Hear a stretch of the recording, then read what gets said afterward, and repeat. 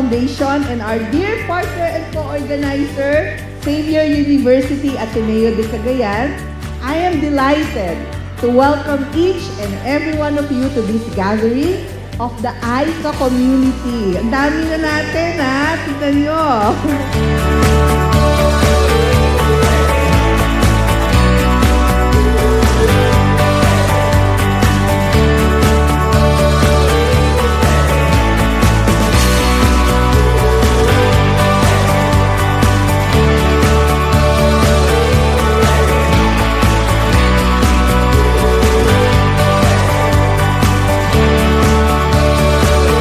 We are truly honored and humbled by your presence here today.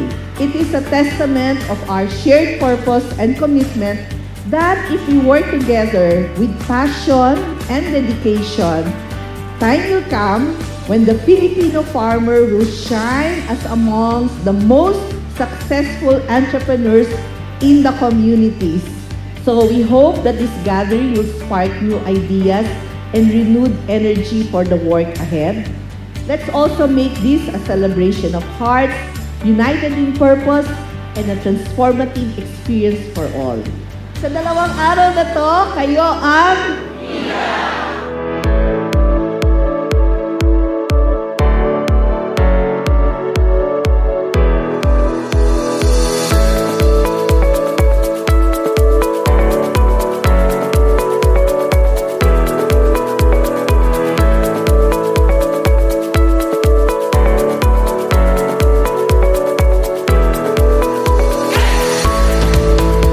As you encounter challenges, ang magwo-work lang are the systems that you put in place.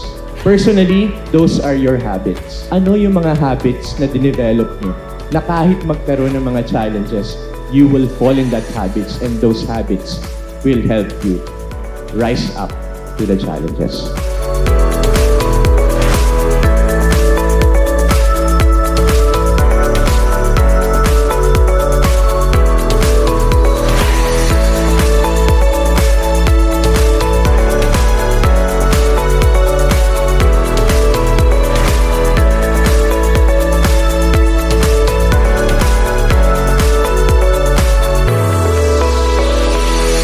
Importante na pag pinag-usapan natin ng sustainability, hindi lang natin iniisip yung increase in income, increase in production, pero yung stewardship ng ating environment. Sure, we work towards better production, better nutrition, better environment, better life. Pero ang pinaka-importante ay yung prinsipyo na walang maiiwan.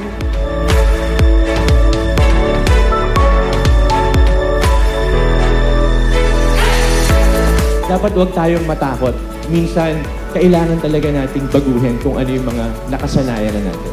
Kasi nagbago na ang market. You need to know what's important.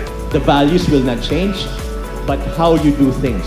So it's about the people, it's about reinventing or changing, and it's about the vision.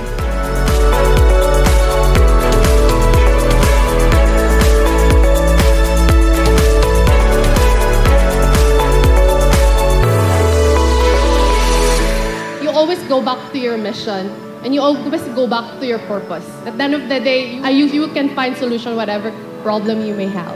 So sa ating mga AICA leaders, tignan natin ano yung iba't ibang mga option at solusyon na pwede. Pinaka-importante yung buo ang loob talaga eh. Kailangan palaban.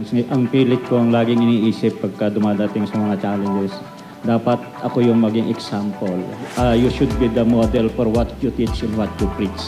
So, totoo lang, yung mga challenges natin, shared yan. Kung shared yung responsibilities, ganun din yung challenges. Shared din yan. And therefore, we really need to work together. Marami tayong challenges, but yun, isipin natin, what are the things that we cannot control, but there are things that we can control. The things that we can control, what will we do about it? And those are about putting up systems in order for us to meet the challenges, kung ano man yung mga.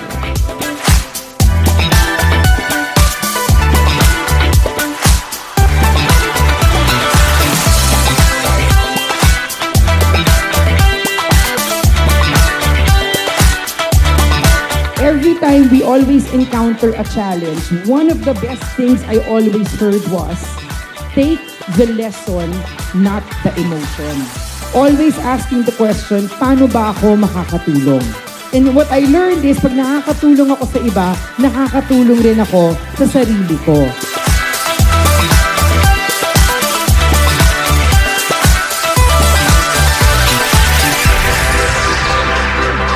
Region 1 commits to support 457 farmers in ICA. L2 commits to support 375 farmers. Team L300 commits to support 828 farmers in ICA. Whoa! Luzon 4 commits to support 638 farmers in ICA. Wow! Luzon 5 commit to support 110 farmers in ICA. Yay! Team Patatas commits to support 140 farmers in ICA.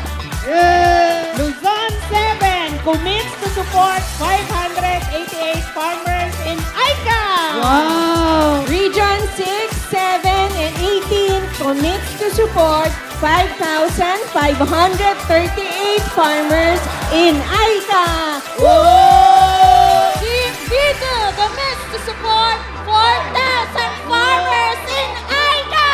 Wow! One Mindanao commits to support 700 farmers in ICA. Wow! Team Visayas 1 and Mindanao 2 supports commit 8,800 only farmers in ICA. Together, we commit to support 21,654 farmers.